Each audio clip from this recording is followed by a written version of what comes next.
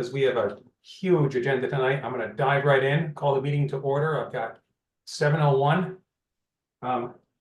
First up, has everyone had a chance to look at the minutes of May 30th? Yes. And any comments or edits? I didn't see any. They look great. I agree. So if that's the case, is there a motion to accept them as written?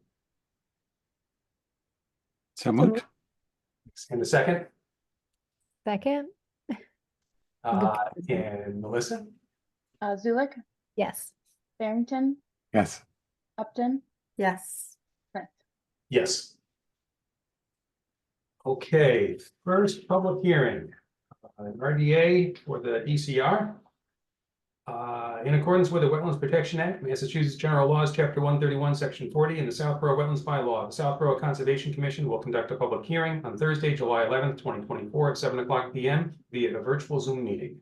The commission will consider a request for determination of applicability for a project located at DCR Gate 12 Reservoir Trail, map 69, lot 58/2A, with the applicant Priscilla Geigus on behalf of the Department of Conservation and Recreation. The project description is routine road maintenance for the Reservoir Trail. And we have someone here representing DCR this evening, Mr. Guerra. Yep, can everybody hear me? Yes.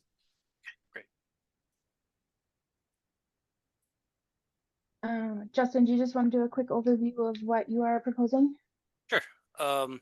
So the area of interest that we're looking at is at the intersection of Clemens and Nickel Street, which is our gate number 12. The area is normally patrolled by our DCR rangers, and there's also some passive recreation that goes through there too. People can hike through the trail. But the area is found by one of our rangers where some maintenance needs to occur, where as you can see in the circled area, there's a little bit of a rut that has taken place along the trail. So we went out to the area to assess the conditions. Along with the rut that was found, there's a culvert that passes underneath that as well. You can see the left and right side with the water. So along with the repairing of the rut, we were proposing to also clean out the culvert, which involved removing some debris at the inlet, as you can see from this picture right here. Looks like just sticks and other debris that got clogged over time or potentially put there. But we're going to clean that up with hand tools. And on the effluent side with the boulders, some have fallen out of place, partially blocking the outlet of the pipe. So we were just going to move those back out of the way on the slope so that we can get better flow from the pipe. But all the work that we're proposing is all just done by hand tools, with the exception of some equipment for the ditch, as well as moving the rocks. But no disturbance is planned for the sediment or the ground. It's just filling in the patch and just performing routine maintenance just to restore the original quality of the area. Okay, thank you. Let's see. Okay, so Melissa, they coordinated this with you and discussed whether to do an RDA or so forth.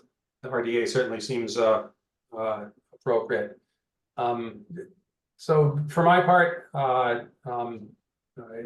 let's see, that you had proposed Mr. Guerra, a straw wattle or two for doing some of the work. Is that correct? That's correct. Yeah, just straw wattle or compost filter sock, just to act as erosion controls, just for any work. Okay, so yeah, with that, I'm entirely comfortable with the negative determination. Any comments from the rest of the commission? Okay, not hearing anything from the commission. There's anyone here from the public this evening who wishes to speak on this matter or offer a comment, ask a question? Please use the raise hand function in Zoom and we will promote you up. Anyone? Okay, well, if that's the case, do we have a motion to issue a negative determination of applicability with standard conditions? So moved. And is there a second? Second. Zulik, Yes. Barrington, Yes. Upton, Yes. Smith. Yes, All right, Justin, I'll probably get this emailed over to you tomorrow morning. Thank you very much. Thank you. have a good night. Thanks, you too. Let's see here, we've got 4 minutes, in the interest of moving things along as quick as possible. I suggest maybe we jump down to new or continued business, how about, item 2? Does that make sense to jump into it real quickly? Yeah, sure. I don't know if I see, I think she was gonna join, but I didn't see her in the. Oh, she's attendance. gonna attend tonight? I mean, if we are comfortable making a vote, I think that's more than fine. I think of all of us currently impaneled right now, Mark's not with us. I think I was the only one who worked with Sherry. Kevin, did you overlap with her at all? No, not at all. No, okay. So when she worked with us, she was the stormwater coordinator for Westboro. Very sharp with Wetlands Protection Act, and she dove right into our local bylaw and gave a very quick understanding of that. She is now moved to the Executive Office of Energy and Environmental Affairs, working on conservation restrictions around the Commonwealth. She was a great member. Her qualifications are incredible for the work we do. So I would be entirely in favor of recommending her to the select board. However, if others, it sounds like she may be joining us later this evening, and if others would like to speak with her directly, we can postpone any kind of vote for recommendation. I think she sounds really qualified. Yeah. Sounds like much more qualified than me. So bring her on. We can all learn from her. She will be the most qualified member on the Great. commission. She comes back on. Yeah, no, she's a great addition and brings us closer to, having a full panel. Yeah, which is- Melissa, like, do we have to do some wooing of her? I mean, let's be real here. Is she all in or? Yeah, I think I wooed her, so I think we're okay. Perfect. Yeah, she had We'll try to some. seem very normal later Yeah, if she does join. she knows it's okay. She's good. No, she's ready to get on. I asked her kind of, when she wanted to start, if she wanted to try and get on for this meeting or in August. So I gave her her summer. I gave her a little bit of time, so she's good. Do we have to formally move to bring her on or no? I don't I think think- we have to, yeah. but I think it's a good idea. You can recommend to the select board for appointment so that they'll put it on their next agenda and get that completed. So is somebody care to make a motion to recommend to the select board that they appoint Sherry Wittes to the commission? So moved. And is there a second? Second. Great. Zulik, Yes. Barrington, Yes. Upton. Yes. Yes. Okay. Okay, well. We've got 20 seconds here or so. Before I we. have a super Yes, quick COC if you would like. perfect, let's do it. 10 Presidential Drive, it's number 7 on newer continued business. This was never built and they don't plan to, so we can issue an invalid COC. They did rebuild an existing stone wall, but it was because it was falling over and it was necessary, but they did not do any of their proposal. Sounds good. I'll make a motion to issue the negative COC.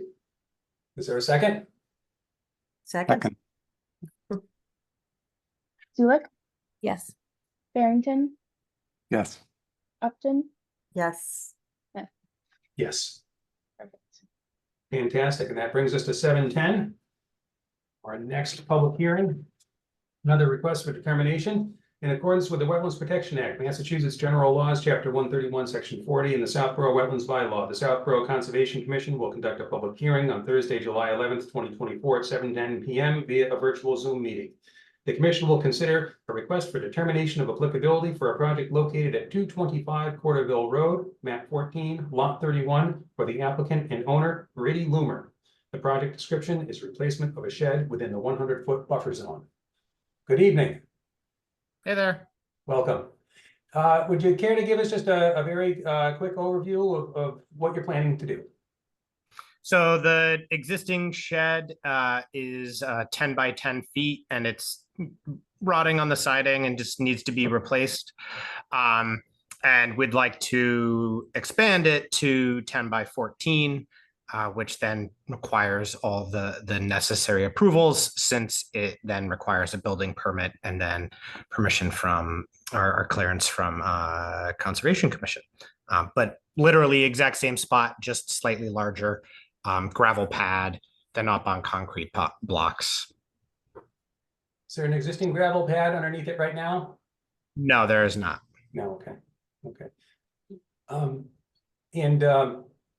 Is the proposal when excavating to get the gravel in there, to have straw wattles between the work and the wetland? Melissa, was that part of Yes. it? Okay. Melissa had requested that of us in the process, so that'll get done. Great. Any questions, comments from the commission?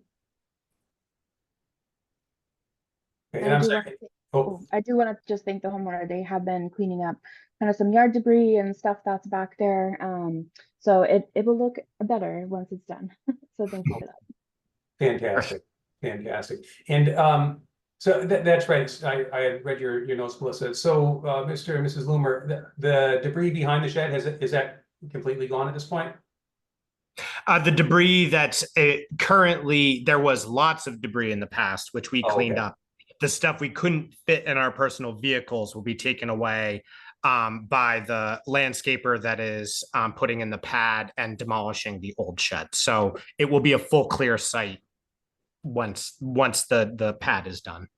Great, great. And I think we would, I'm guessing we would ultimately just put a condition on the determination, negative determination, just that debris not be piled there in the future. Yep. Okay, so questions, comments from the commission? Okay. If there's anyone here from the public this evening who wishes to speak on this matter, please use the raise hand function and we'll promote you right up.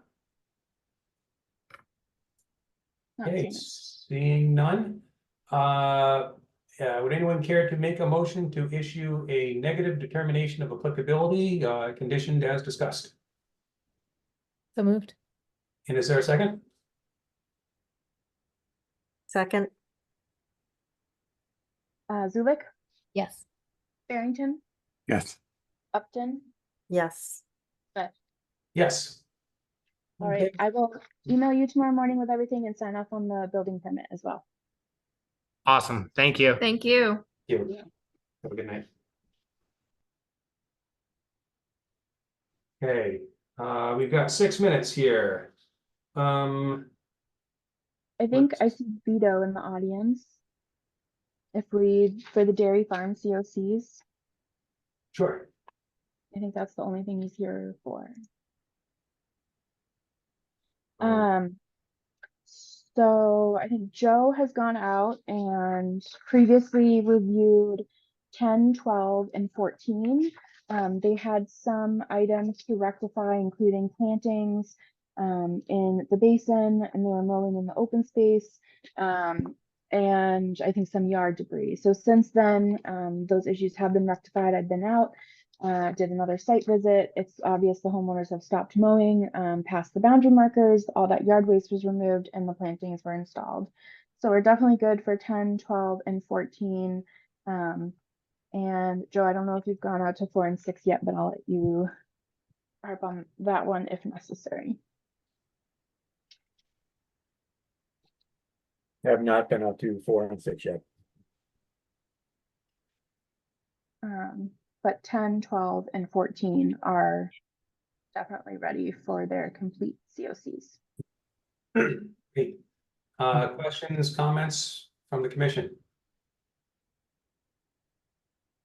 Okay, if there's anyone here this evening from the public who wishes to speak on this matter, please use the raise hand function and we'll promote you right up.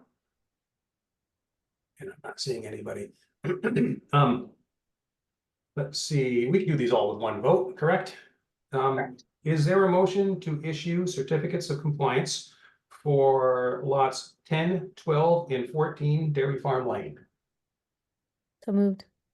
And is there a second? Second, Thank you.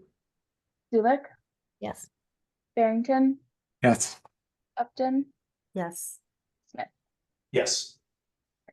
All so right, Vito, well, I thank sent you. you Those three, and then 8-1 is our next meeting for. Okay, and if you want to meet out there at all, if there's any questions, just let me know. And I can meet out there if you need to. Great. All Thanks right, for joining us. okay, all right, thank you. Thanks for taking me early too. You bet.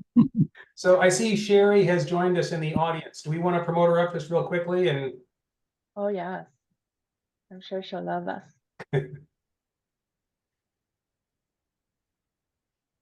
She's joining. Sherry, we already voted you, but we still wanted to talk to you. Well, that's very nice that you already voted me. yeah. Hi, everybody. Hi, for those I don't know and those that I do know. Welcome back. I was thrilled to hear that you're interested in coming back. It's just fantastic. First of all, the stormwater experience, and now you're doing CRs. It's like sort of check. Yeah, definitely. Yeah, different place, but same field. Yeah.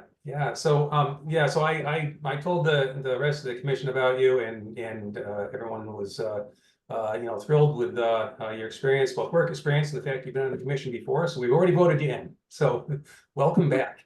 Thank you. It's very kind. I'm very excited to be back. Thank you. Excellent. So presumably the select board at their next meeting, is it this coming Tuesday or is it following? I can't even recall. But You're muted, Melissa. I think it would be this coming Tuesday. okay. All right. So So do I have to show up to that, Melissa?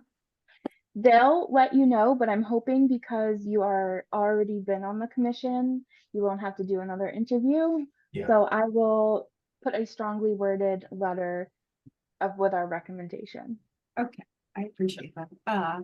I go into Boston on Tuesday, so I can, if I have to. It's just, I'll leave earlier. I'd like to be back, so if they need to chit chat with me, it's okay. fantastic. All right. Well, thanks again for coming back and welcome back to the commission. Happily, I might just sit on and listen since obviously I might need the information, so. Absolutely. Okay. So 7:18, we still have 2 minutes. Anything we can knock out quickly here, Melissa? Update on the chicken coop or I think we can do the other COCs, Northborough Road Culvert. oh yeah. I did see, I think Bill from DPW is here if we do have questions, but ultimately the project has finally been finished. You know, we had a little bit of rocky during construction, trying to get the contractor to finish up, but everything has been done. It's been stabilized, and we do have the as-built that DPW got from PAR. So all that info is in there. Okay.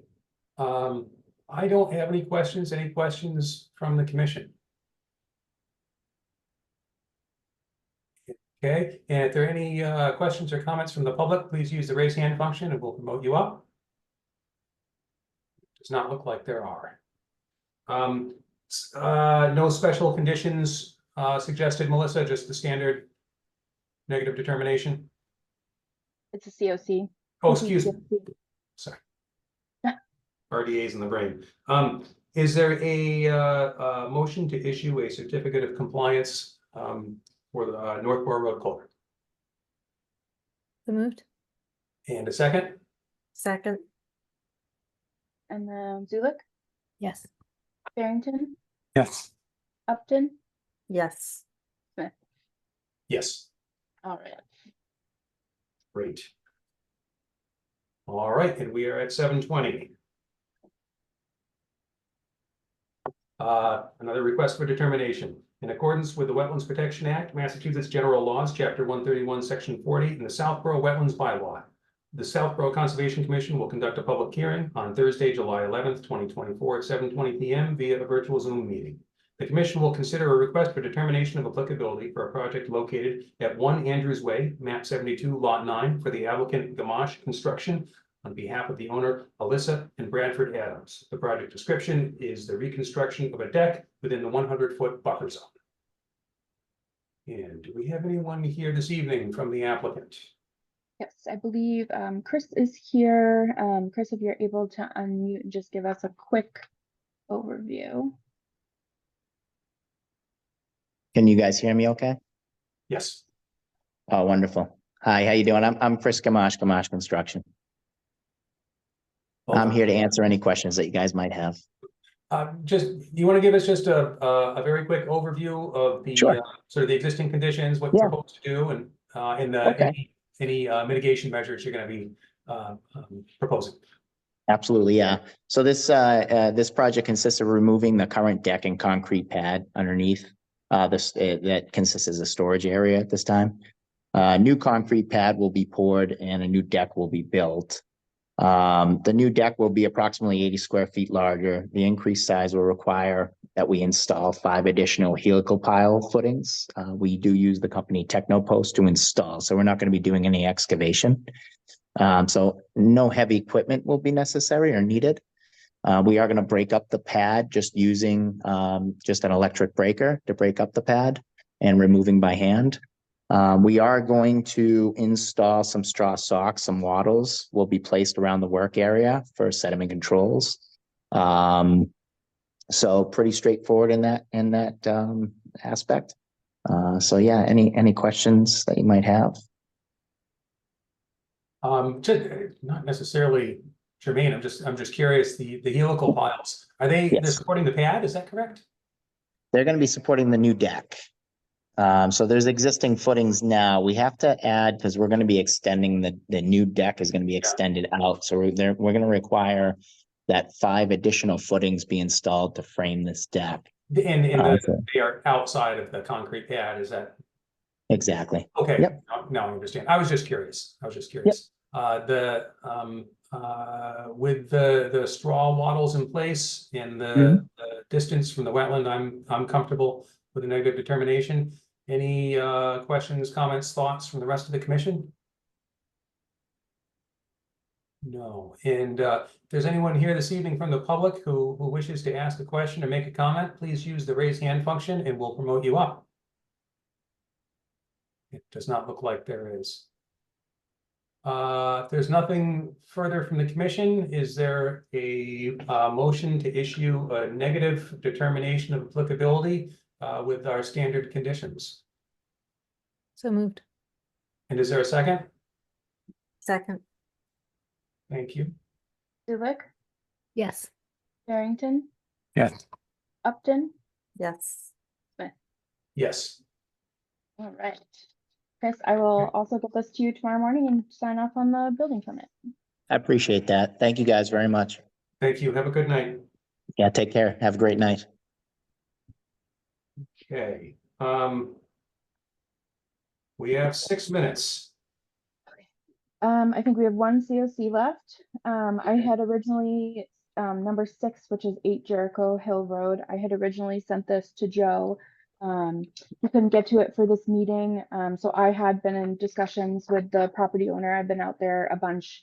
I did an additional site visit, did the as-built review, didn't see any issues. You know, the addition, it was for an addition in a garage on an existing single family home. It's exactly in the footprint that it was supposed to be. The lawn is still exactly at the limit that it's supposed to be, and there isn't any yard waste in the back. So there wasn't any erosional issues. We have the as-built. So if you guys are comfortable, I would recommend issuing the COC for 8 Jericho Hill Road. Okay, thank you. Any questions or comments from the commission? Okay. If there are any questions or comments from the public, please use the raise hand function and we will bring you up to join us. It does not look like there is. With that, is there a motion to issue a certificate of compliance? So moved. In a second? Second, Thank you. Zulik? I'm sorry, Liz, I didn't hear you. Oh, yes. Barrington, Yes. Upton, yes. Yes. all right. Okay, we're moving along here. Still got 5 minutes before the next hearing. Any of the other newer continued business items relatively? Let's see. I can give you a quick update on 34 Sears Road. If someone is here for it, please raise your hand, but ultimately they missed our deadline from last meeting.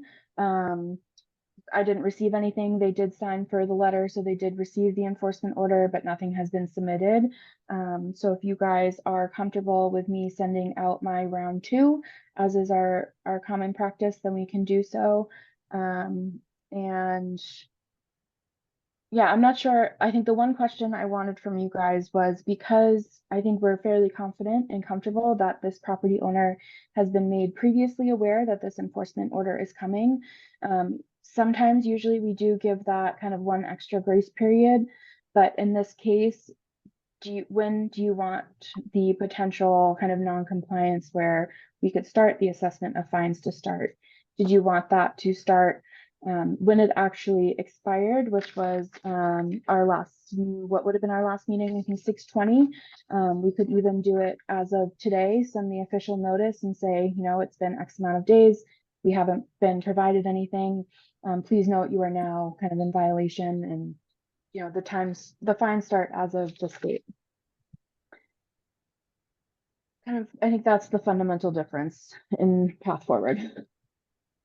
Our historical strategy has always been, you know, we start the fines when we you know, issue the notice of the enforcement action. I don't think we've gone back in time like that.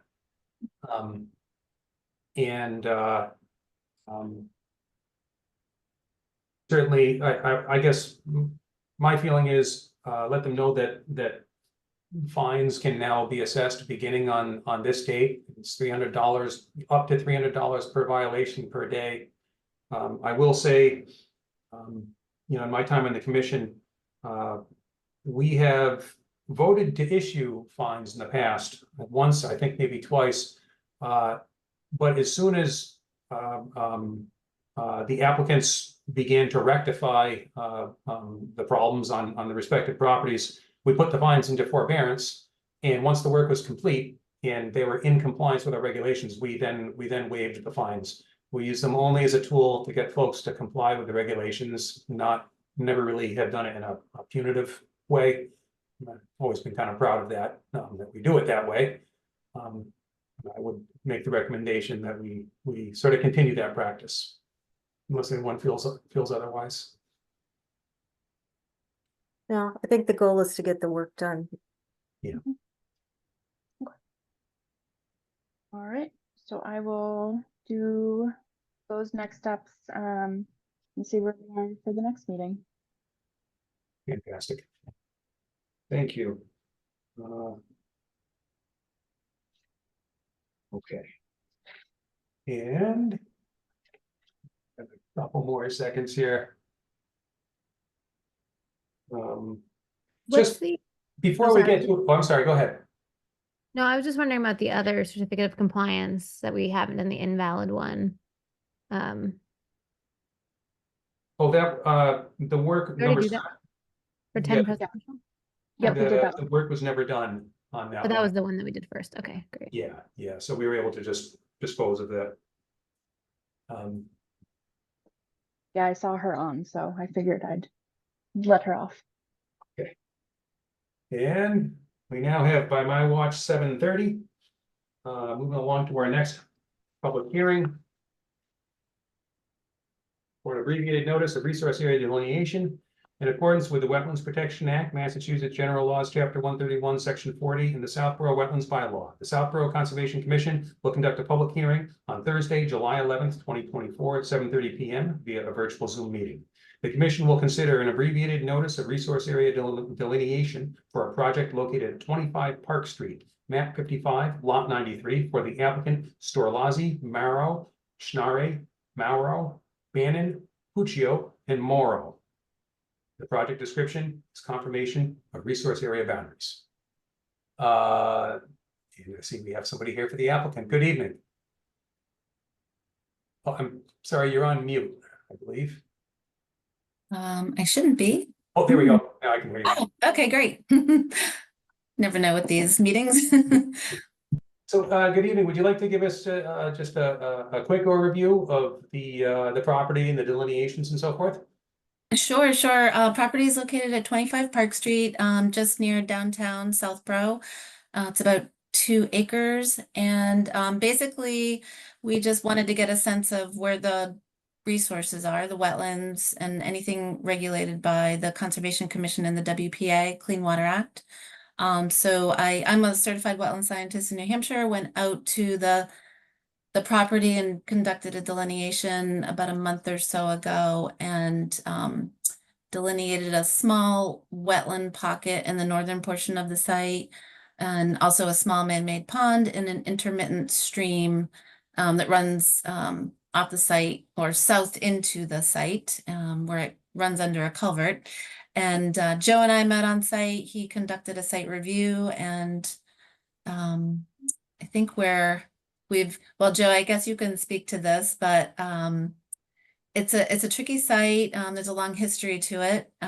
It was most likely a wetland years and years ago. I went back in some aerial photos and it had been filled in probably in the early 60s, I estimate, by the aerial photo research. So much of the site is no longer wetland. But I did do the delineation, and Joe and I looked at it and sort of scratched our heads. It's a tough site. So Joe, I don't know if you want to take it from here, but I think the end result was that, you know, most of the flags that I hung, he was in agreement with. But there's one small area where we decided that it would benefit from letting the vegetation grow up. It's a mowed field currently. So it's really tough to tell what the vegetation truly is. So we decided to let it grow up and then do another vegetative analysis and then resubmit to see if anything has changed. Yeah. Okay, thank you. Joe, anything to add? You've been to the site. Just looking at the photos, I see some of the delineation goes through lawn. I'm guessing a lot of it came down to soils. Yeah, and it's like Heather said, vegetation's real tough because it's mowed very low. And what we were able to identify was a mix of wetland and upland. Soils are a little bit tricky too. I mean, you have some areas where you have a fairly obvious upland soil, but other locations where you've got wetland soil that doesn't necessarily seem to agree with the vegetation. And that could be a situation where you have relict hydric soil based on past activities that have occurred with the filling of with the culverting of the stream and other activities that have occurred on the site. So it was tricky, and we thought, we just came to the agreement that really letting the vegetation grow in was the best way to help delineate what is currently functioning as wetland out there. Okay. So now, Heather, what are the hopes for this evening? If there's still some uncertainty waiting for vegetation, are you hoping for us to act partially on the application, or just giving us an update so that we're up to speed when you come back in the future? I think just hoping to introduce the project, introduce myself, give you a sense of what's happening. The plan is to hopefully we're in the full swing of growing season right now, so hopefully we'll have a better determination of what's out there vegetatively. So my plan is to come back to the next meeting, and I'll submit the paperwork to Melissa so she knows to put us on the agenda, and then maybe at that point we can have a complete review. Great. And I don't know, Joe, does this mean another site inspection for you? I would think so, yeah. As we talked about, probably if you get out there and take a look at the vegetation, make any revisions you need to make, and if you want to do that some morning, and I can come out and look at it with you after that's done, and take a look at it and come to agreement on what the line should be. Great. And I think once that's done, then I can submit a formal memo to the commission on the review. Okay, great. And how far in advance does that memo need to be submitted for the Conservation Commission to be able to take formal action? Melissa? I would say, our typical revision or revised materials policy is a week before the meeting. Because this one is kind of in progress, just whenever you have something, send it to me. I'll make sure that Joe sees it. We can coordinate any site visits. So just keep me posted, I think, especially for this one. Okay, super. And while we have Heather here, any questions or comments from anyone on the commission? Seeing any. Also, if there's anyone in the public, from the public here this evening who wishes to ask a question or make a comment, please use the raise hand function and we'll promote you right up.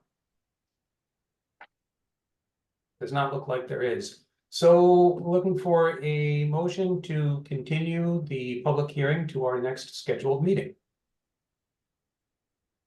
So moved. And is there a second? Second. Thank you. Zulik, Yes. Barrington, Yes. Upton, Yes. Smith. Yes. All right. Great. So thank you very much for joining us this evening, and it sounds like we'll see you in 3 weeks. Great. Thank you. Have a good night.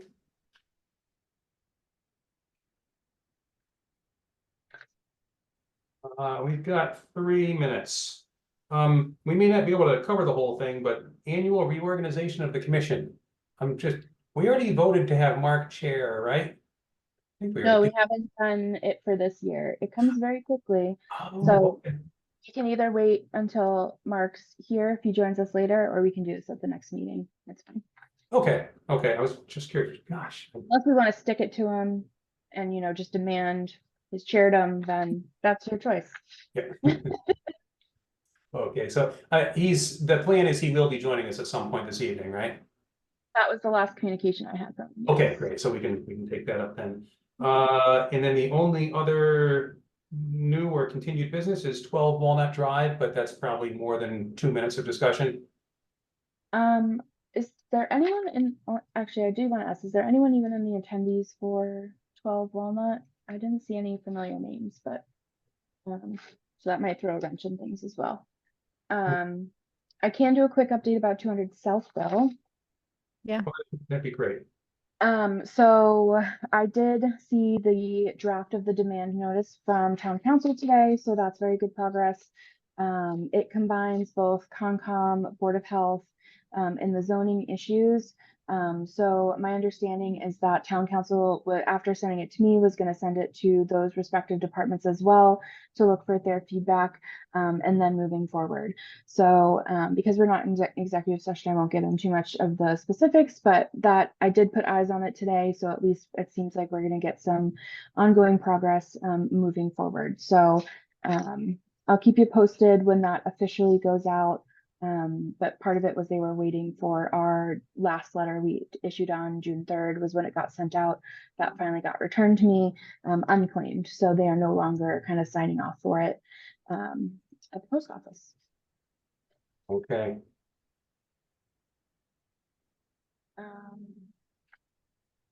Yeah, I think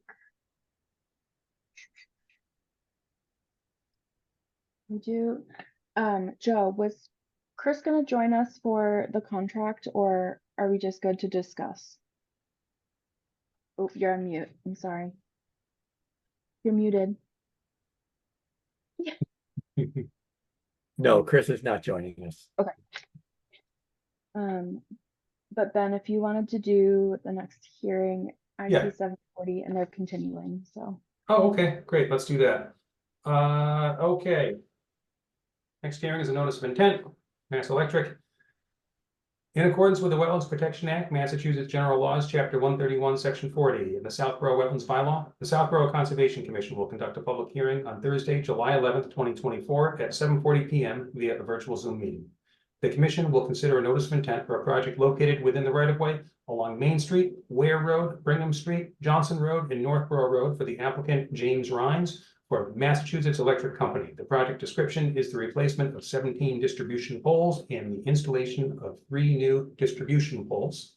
And it sounds like they've requested a continuance to our next scheduled meeting. Yes, and just for a reasoning, we didn't have a DEP number. We did just get it a little bit earlier today. but they had another conflict anyways. So I did see Joe submitted his review to me right before the meeting, so I'll make sure I send that out tomorrow and to the applicant. You guys can take a look at that too. Okay, thank you. So we need a motion to continue this notice of intent to our next scheduled meeting. So moved. And is there a second? I think I got that one, but I'll say second. Yeah, okay, you got that one. I'll do Thank the you. second. I don't know how Laura figures this out, but yeah. So, Zulik, Yes. Barrington, yes. Upton, Yes. Smith. Yes. And Laura has nicely told me that she's already sent it out, so she's ahead of the game. So you guys probably already have it.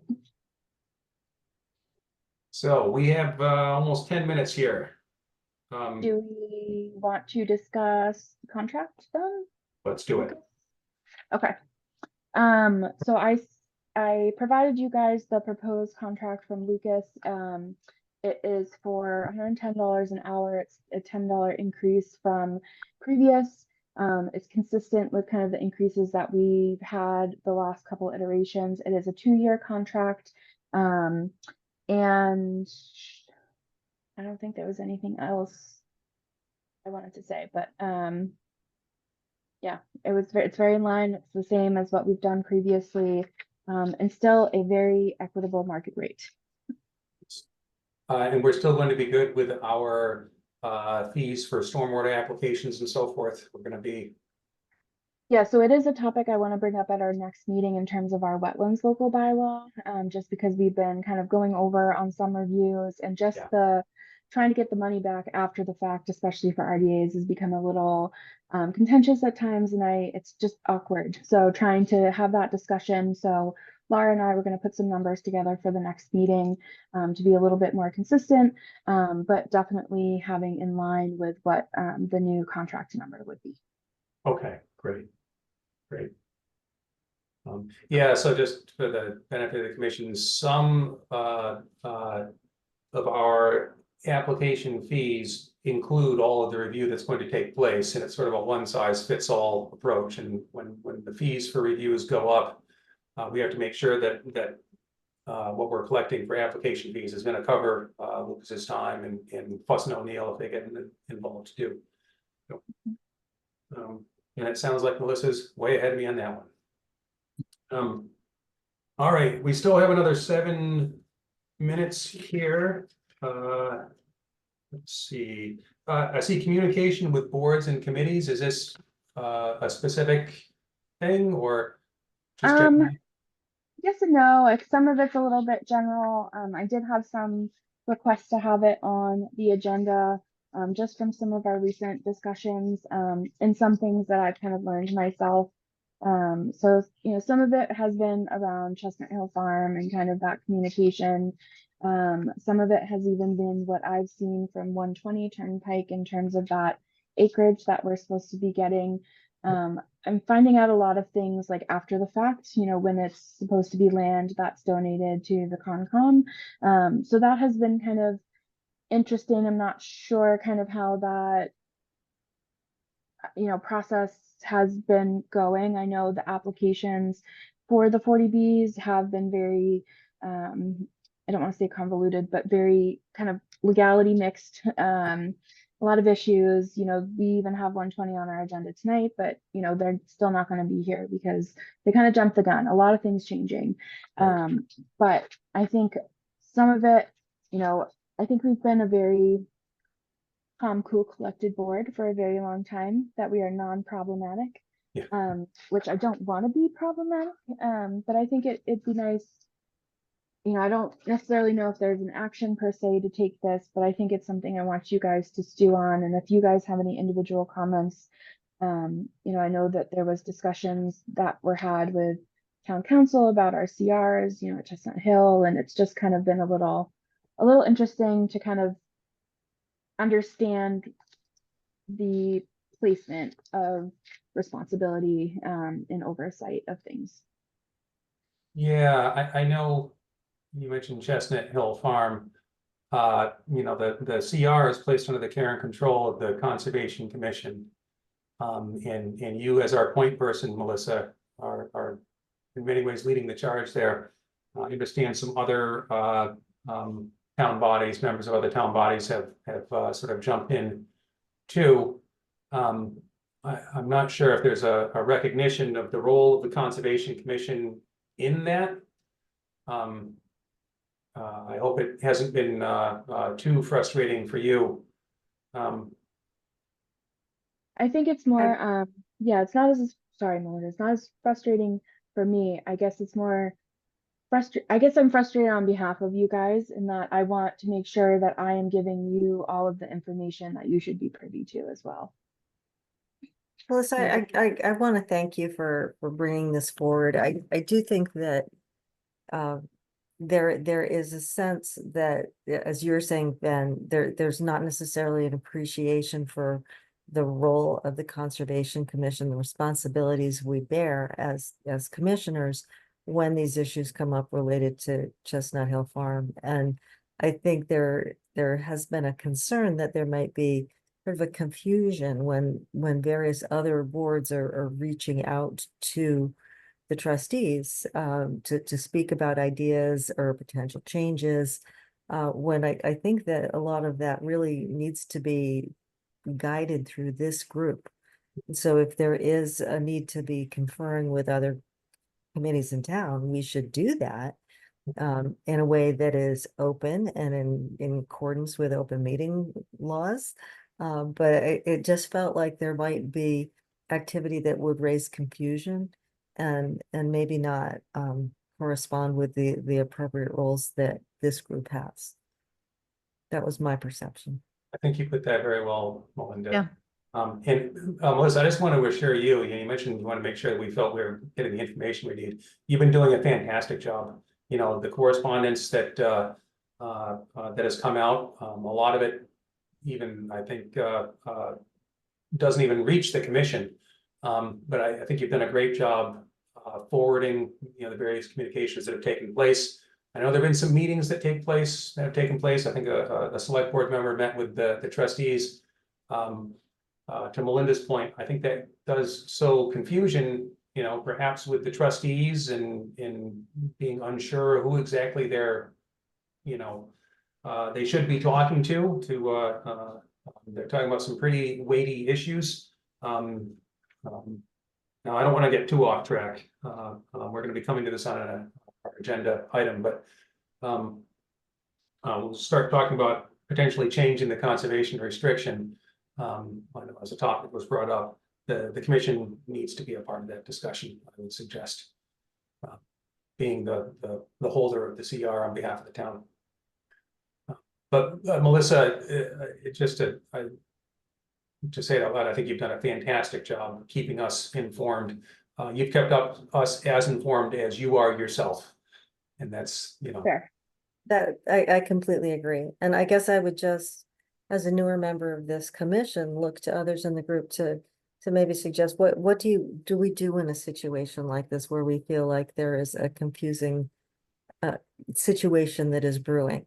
Do we try to reach out or have our chair reach out to the select board and try to look for a clarity or I think we've talked about it now in an open setting, but is there a next step where we really should try to escalate the issue so that it doesn't continue to build in ways that may cause additional confusion with the parties we are working with? I guess one thing that we could do, I don't think anyone wants this to, to escalate in any way, is, it's too late for tonight's meeting, but when we have Chestnut Hill Farm on the agenda, I could certainly, as vice chair, reach out just via email to the select board saying, we've expressed some interest in the CR here. We're going to be meeting to discuss it on this particular Thursday night. We'd love to have you there to share your thoughts and concerns. There's a low-key way of bringing them into the actual official process, maybe. Good idea. Yeah, I do think I just want to, I guess, note that I think Melinda, you put it really perfectly. I guess I just wanted to double down that I do think I've seen this happening on various issues and I've been confused about like, oh, weird. I thought, why hasn't that come to us? Or I thought that would come to us, or people have asked me about things. And so I just wanted to highlight that I do agree that it is confusing, and I like this idea as an approach, Ben, as like a way to do it in a soft, nice manner. But there's also other things that are going on with the select board, like I think like non-renewing other appointments and boards, and so just like an interesting time. And so I do think it's also important that we, if that doesn't go well, that we do like follow up with maybe more like, I guess I'm like, it's just a very interesting time. And I think some of these big things are coming through, especially with like all the stuff that's happening with like Breakneck and everything, that I do want to make sure that we are able to, do our duty as our board. So just want to make sure that that was noted in the minutes, that I was in agreement with what was happening here. And you're absolutely correct. We are in interesting times right now. I'm the commission's appointee to the Community Preservation Committee. I'm the chair there right now, and we've been dealing with similar types of issues. And I think the path through is to continue our, as we've been, as Melissa has said, that we're the commission that really isn't making lots of waves. We're very straightforward in what we do, and I think it's worth preserving that, inviting others to join us when we're discussing these issues, and trying to keep focused on our role without trying to. My recommendation anyway would be to keep things low key in that way. I do think too, there is confusion because of all the conversations that have been happening with open space stewardship and conservation commission. And I think that it's important for us, as we really do rely on stewardship to help us with all the complicated issues happening at Breakneck Hill. The cleanup and everything else, that we have a voice if there are changes being considered, that it would come to us, since it's actually a subcommittee of this committee, that I would hope that there would be a better communication channel, again, with the select board, if things are being considered in terms of changes and committee structures in town that affect our work. Yeah, I completely agree. For right now, stewardship and open space are continuing the status quo. It certainly was surprising to hear talk about such a fundamental reorganization of roles, especially involving stewardship, who, as you say, they really take a lot of work off of our plate and do a fantastic job. Kevin, you're our rep to stewardship right now, is that correct? I am back again. Yes, they did Yes. finally reappoint me. So Yeah. it was up in the air for a little while, but yes. One of the few town bodies that involves actually not just doing work, but getting out there and doing physical hard work. You guys do a ton. Surprising that we were not involved in that conversation, but things are now, I think, back on the rails there, hopefully. So healthy discussion to have. One question about Chestnut Hill. Is the CR publicly easily available on our website still? I believe so. If not, I will definitely make sure it's there, but I think there's a Just, designation. I'm not sure Yeah. how many residents, 20 years later, remember what's in there, and maybe having that so people could get a refresher would be a good thing. Yep, absolutely.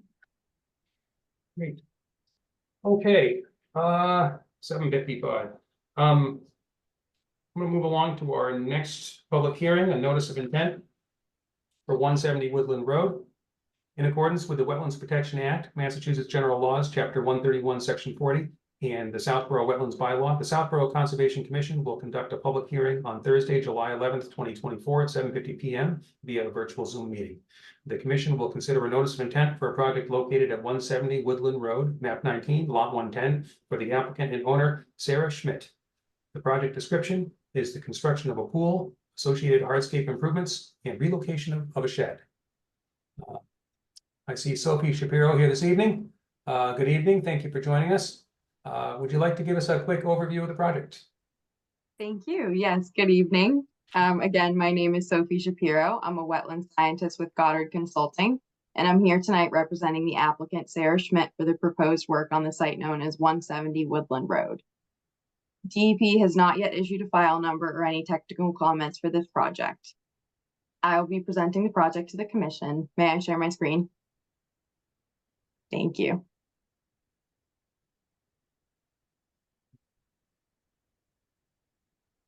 Everybody see that? Yes. Great, thank you.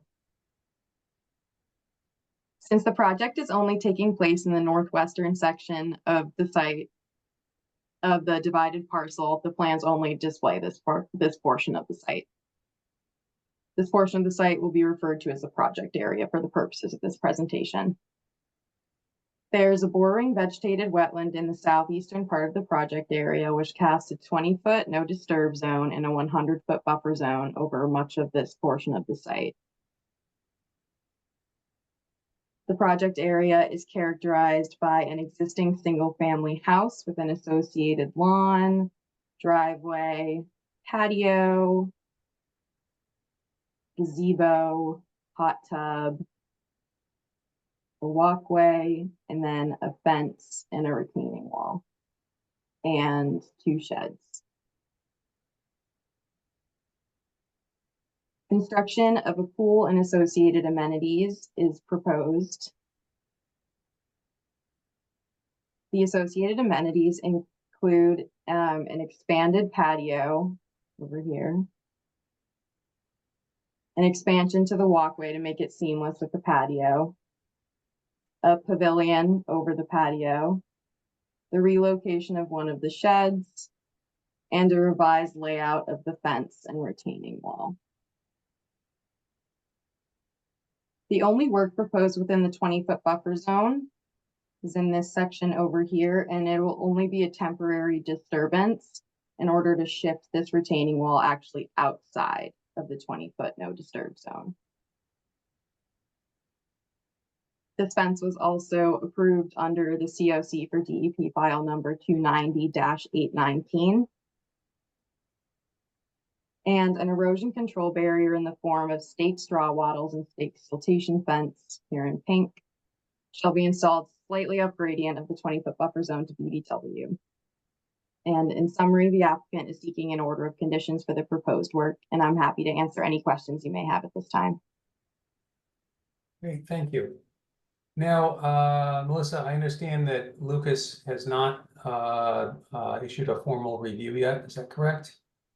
Yes, I believe so. Joe, that wasn't one of the ones you sent this afternoon. That is correct. I have been to the site. I can comment on that, but I have not yet had time to complete our full review.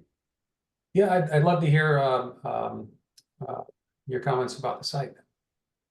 Okay. I was out last week and was able to review the delineation and agree with many of the flags. There are a couple of locations where I felt the delineation was somewhat low, and in particular, the location of flags 26, 27, 28, where it's fairly close to proposed work. So right in here. I thought those were low, between anywhere between 4 and 7 feet, depending on the flag.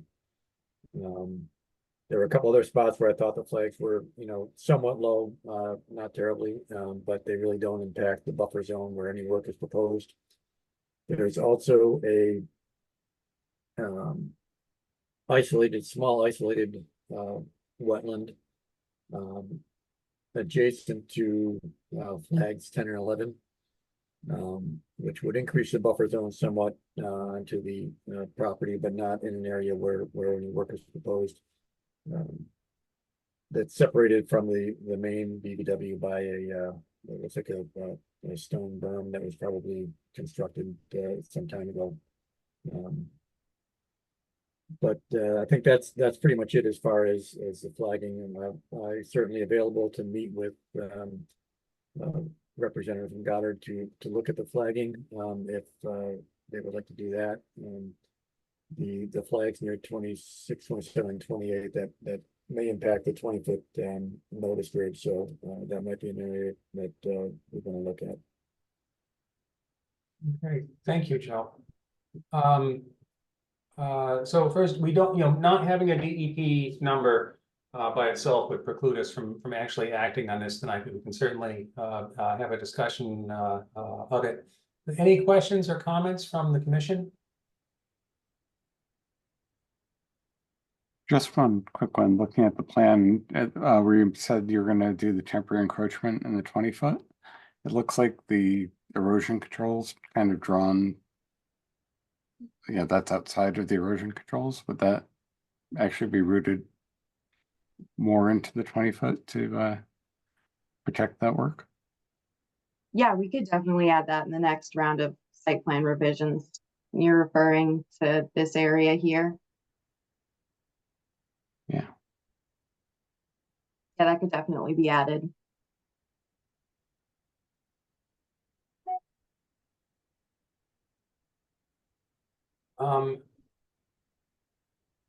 Okay, has there been a tabulation of change in change from pervious to impervious? I'm sorry, could you repeat the beginning of that? Has there been a tabulation of the amount of impervious added to the lot within the buffer zone? I don't believe we have that data, but I can definitely get that for you and get back to you. The similar situations, the commission often looks for some sort of infiltrative measure to maintain or approximate, existing conditions, infiltration. The surface drainage here is sort of unclear to me. I don't see proposed contours showing, how things are going to slope away from the patio areas and so forth, but it may be amenable to even something as easy as a stone-filled trench along the periphery is sort of a common one. But that's something the commission has typically sought. Yeah, we're happy to consider adding that to the plan as well. Okay. Thank you. Certainly. Okay, there's nothing from the any of the commissioners. Is there anyone here this evening who wishes to ask a question or make a comment about this project? If so, please use the raise hand function and we'll promote you right up. Does not look like there is. So with that, yeah, I think, of course we need the DEP file number, but we also need to hear from Joe, and it sounds like you'll be providing some additional information also. And I believe if you're going to be coordinating a site work with Joe, you do that through Melissa. And it sounds like that'd probably be a good idea. And with that, would somebody like to make a motion to continue this public hearing to our next scheduled meeting? So moved. Thank you. And is there a second? Second. Thank you. Zulik, Yes. Barrington, Yes. Upton, Yes. Smith. Yes. Great. Well, thank you very much for joining us this evening, and we will see you in about 3 weeks. Thank you very much. Have a good evening. You too. Okay. Next up. 20 and 22 Turnpike Road. Here we are. In accordance with the Wetlands Protection Act, Massachusetts General Laws, Chapter 131, Section 40, and the Southborough Wetlands Bylaw, the Southborough Conservation Commission will conduct a continued public hearing on Thursday, July 11th, 2024 at 8:00 p.m. via a virtual Zoom meeting. The commission will consider 2 notices of intent for projects located at 20 Turnpike Road, map 39, lot 28, and 22 Turnpike Road, map 39, lot 29 and 32 for the applicant PLB LLC. The project description is restoration of buffer zone activities that exceeded the originally approved work limits for construction of a self-storage and golf range facility respectively. These hearings will be held concurrently. Good evening, Peter. Good evening. So I'm glad to see you have a quorum. Yes. So Melissa, I am at a disadvantage this evening. I am on my wife's MacBook, which I was told to be careful with. So if we're going to illustrate anything tonight, you're going to have to do it for me because I don't have access to the office computers with this. Right, So I apologize. I left without my laptop. Generally, we had submitted a complete application. We had prepared this in zones that were A through H, and we were awaiting comments from Lucas. So I feel like I want to just kind of turn this over to Joe. I did get them today. I'm fairly comfortable with all the comments Joe's made, but I think I'd just rather let him make his presentation than to offer anything in addition at this moment, if that's okay with the commission. No, that sounds good. Joe. Yeah, so first I'd like to apologize for not getting this in sooner. I was working as much as I could on these. I know it's been tough with the holiday schedule, and would have liked to get this in, gotten this in earlier for everyone to review, but I will go over my memo.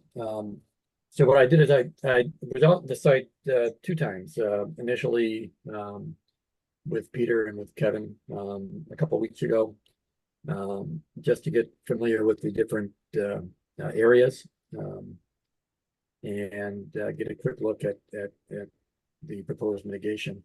Then I went back out last week to take a little closer look, a little more detail. And my comments are broke down by the impact areas. And I'll go over those briefly. So impact area A, which is about 4,380 square feet. And it currently consists of a golf course building, mowed grass areas, and vehicle access path. And proposed mitigation consists of installation of signage along the existing edge of disturbance.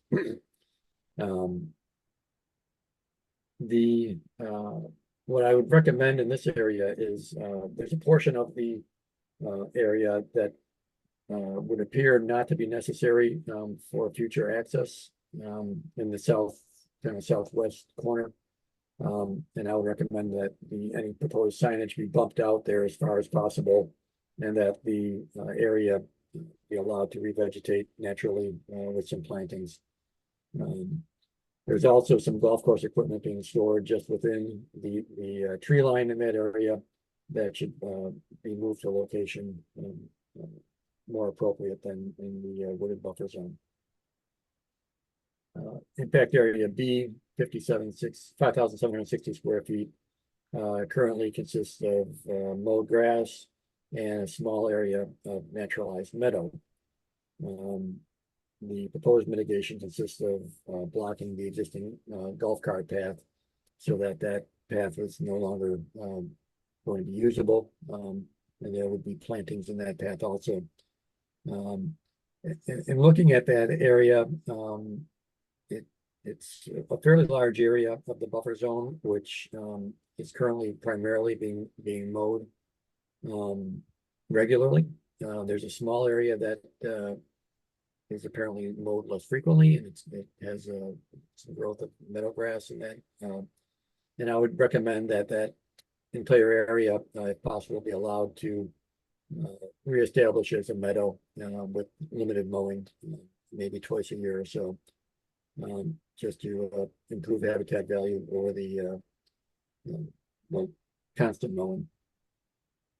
Impact area C, a little over 15,000 square feet. It's a large area. There's a fair amount of impact in this area. There's an access drive. There's storage of equipment and dumpsters. There's gravel and asphalt areas. There are several areas proposed for mitigation within this area. One is the area to the west of the storage building, where it's proposed to naturally revegetate, I would propose or recommend also that some plantings be done in that area besides just letting it revegetate. The soil is also very compacted and should be loosened up, scarified before any planting takes place. There's an area proposed for plantings that contains currently a mix of gravel and asphalt, and that will need to be removed and soil reestablished in that area before any planting occurs. And as I noted, it appears that a significant amount of the area is proposed to remain as currently used, and maybe Peter can correct me if that's wrong.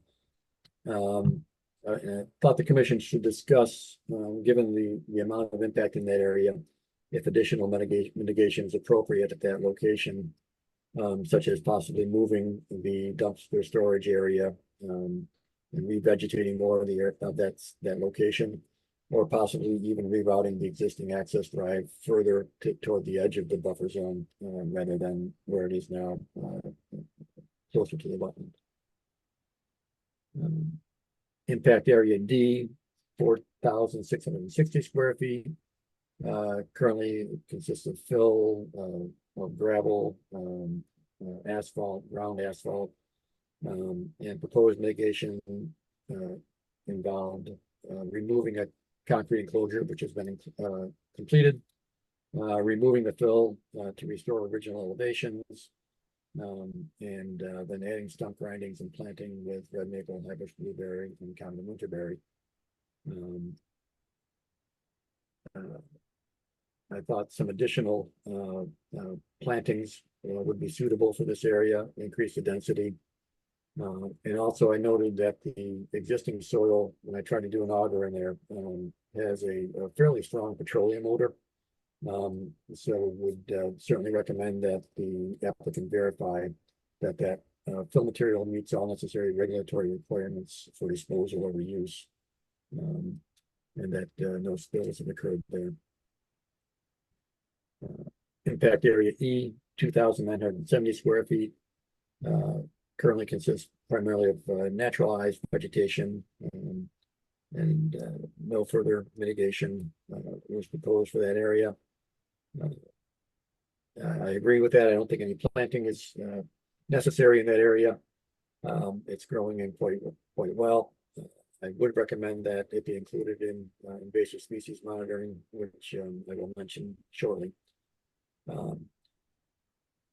Area F, 1,180 square feet, is where there's some sand had washed out from the sand trap into the 20-foot no disturb zone. Proposed mitigation included removing the washed out sand using hand tools and installing a berm by stump grindings to prevent future washout. And that was actually completed, I think, just at the time that I was out there last week and planting native vegetation. So with this area and the next two areas, area G and area H, there's recommended mitigation is planting of vegetation, and I would just recommend a higher density of vegetation planting in those areas. They're fairly small, but the density of vegetation that was proposed for planting was a little bit on the low side, so I would recommend a higher density. Would also recommend that the applicant provide an invasive species management plan for all the buffer zone mitigation areas, as several areas have currently have invasive species either within them or directly adjacent to them.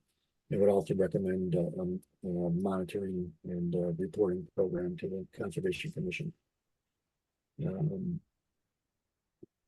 I'd also recommend that the erosion controls be added and clearly depicted on any site plans. And I think that was one of the comments that Mass DEP had also made in their technical comments. I think that pretty much covers it. I could certainly answer any questions that the commission would have. Thank you very much, Joe. So Peter, I know there's a lot there. This is your first time hearing it. This review.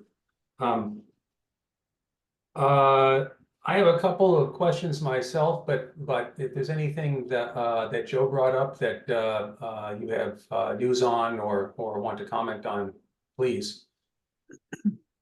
Okay, the only thing I would say is I didn't have a problem when we walked the site together, and Kevin was with us. You know, at the time I had said, you know, these are areas that weren't originally permitted.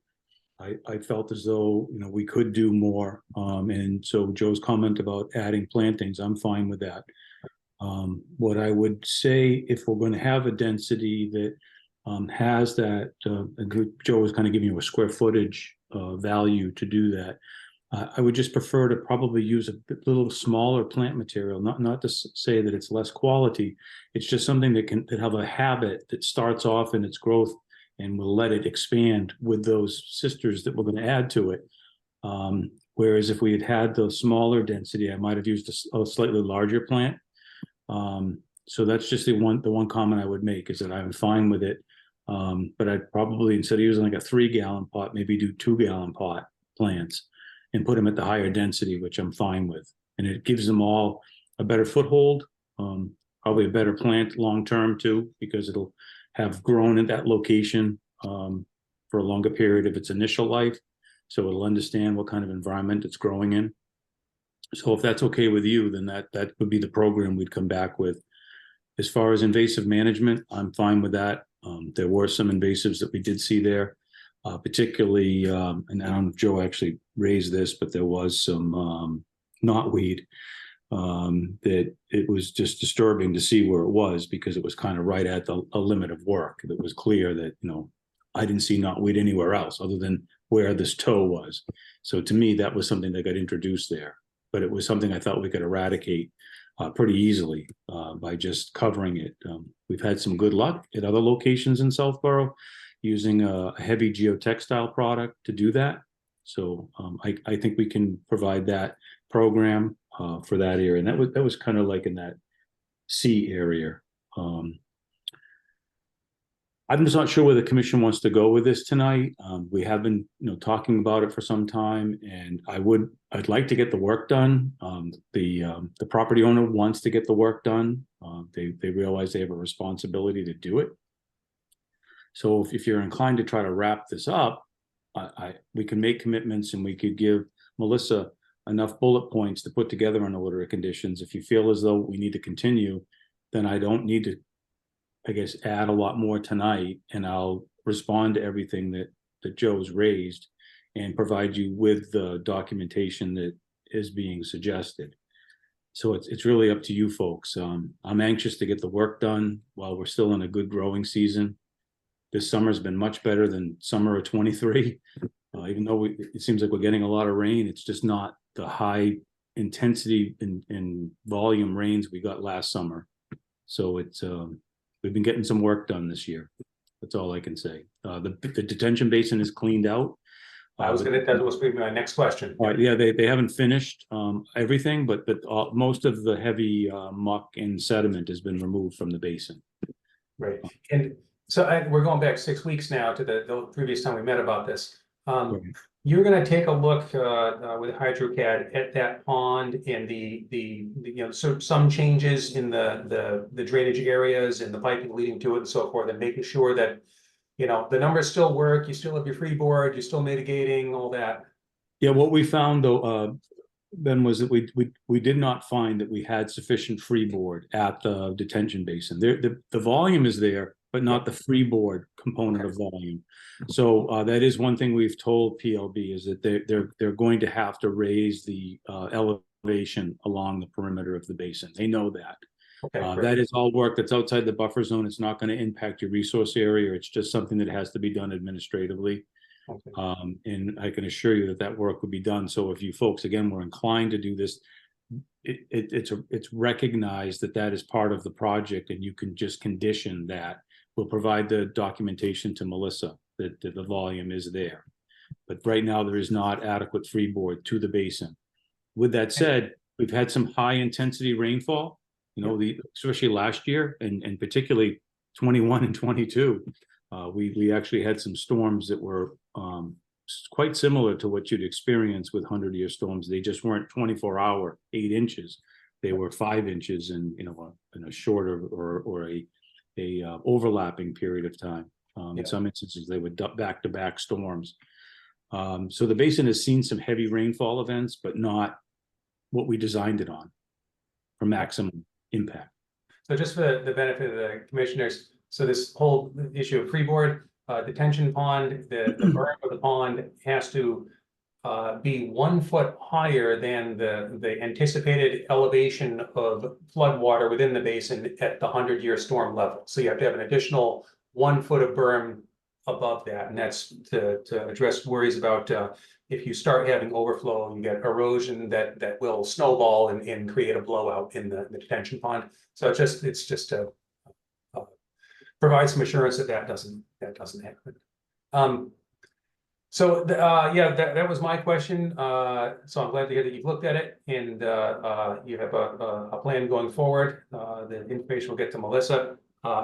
Any questions or comments from the commissioners?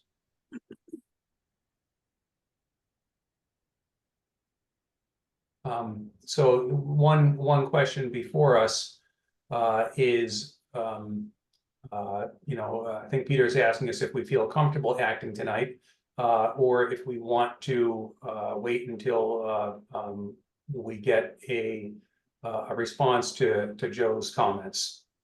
I will say what our historical practice has been is we wait until generally whatever consultant is involved, whether it's Lucas or Fuss and O'Neill, until we have sort of a cleared set of comments made and addressed by the applicant, and then we've waited for that before we've acted.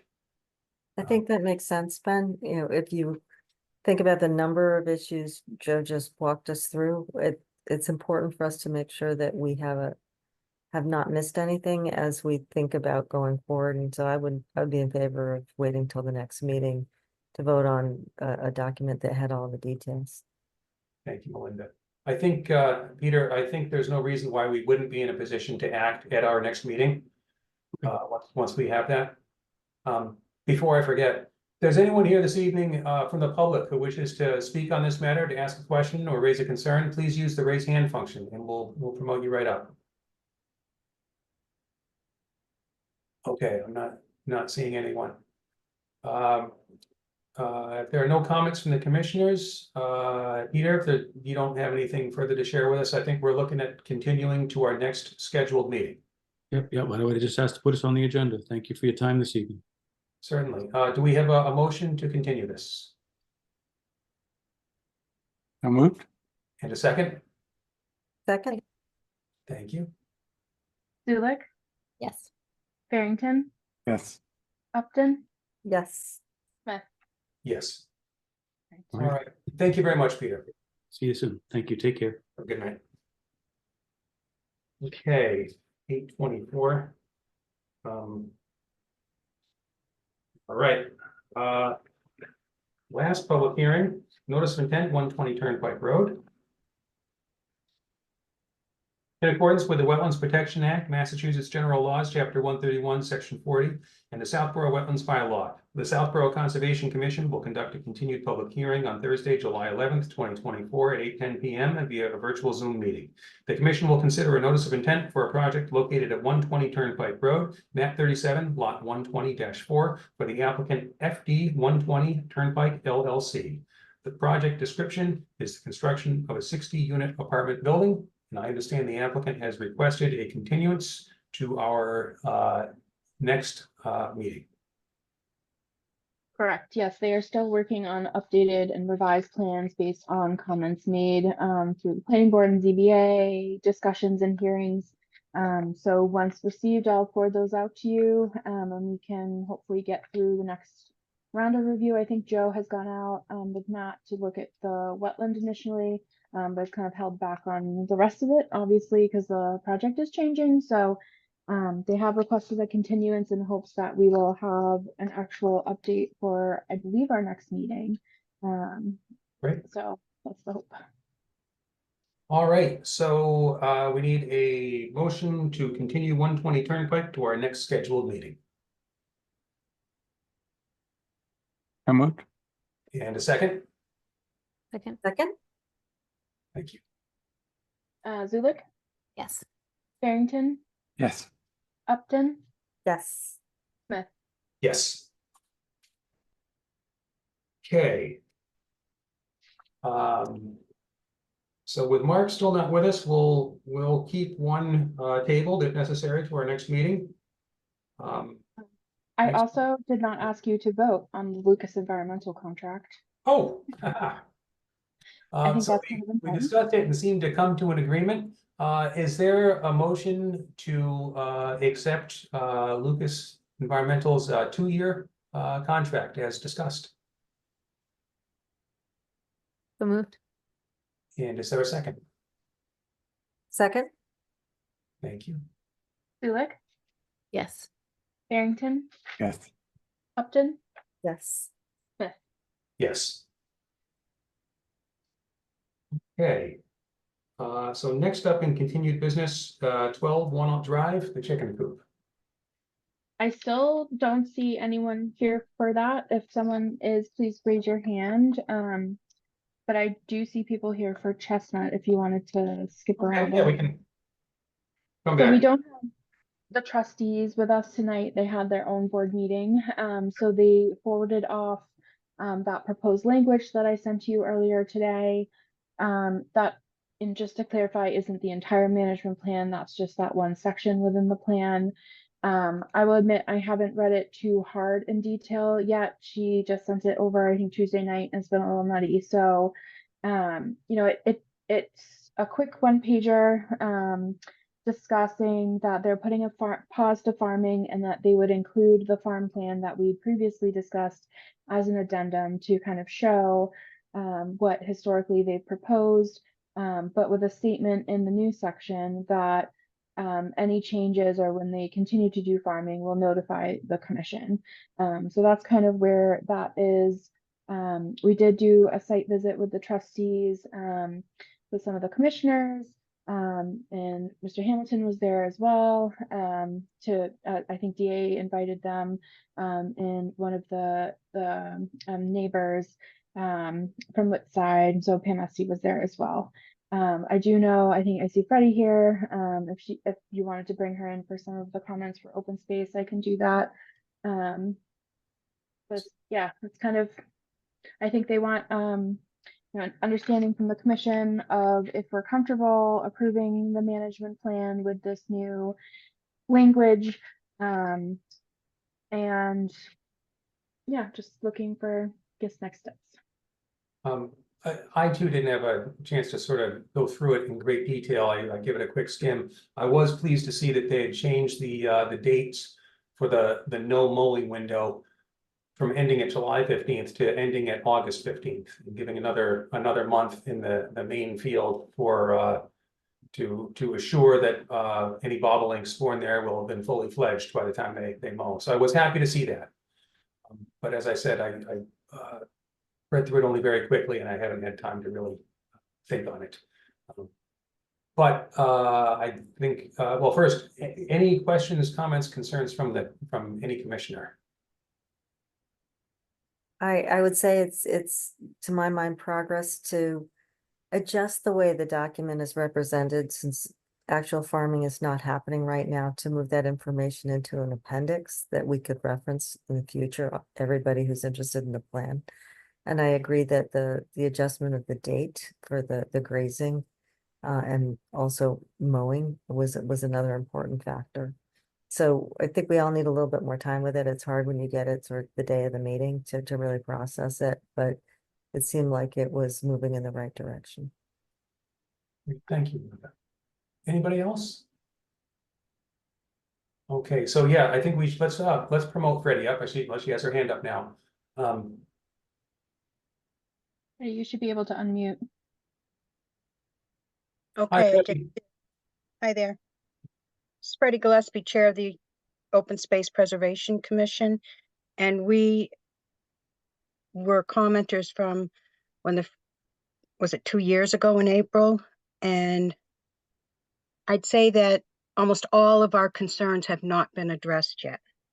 And that's a lot to say. So I would take this new information and, the whole Open Space Commission had a meeting like last week, and we voted that we could the concerns we've had in the past if you were discussing it before our next meeting. With this new information, we'll go through it. So I just scanned it briefly today, and I just wanted to raise one of the main concerns that we have had, and your Conservation Commission as well, about the bobolink habitat, which is a species of highest conservation need determined by the state in the Wildlife Action Plan. So it's not quite state listed, but it's of highest conservation need in the Commonwealth as a bird species. So the concern is, and there seems to be a misunderstanding, we had, and I've heard Whitbeals had said 36 breeding nesting birds. And I attended that site walk, and they were very pleased with 3 confirmed nest sites, with probably more there. But with 3 confirmed, that's not a success of returning the bobolink to the habitat where we had reportedly 36.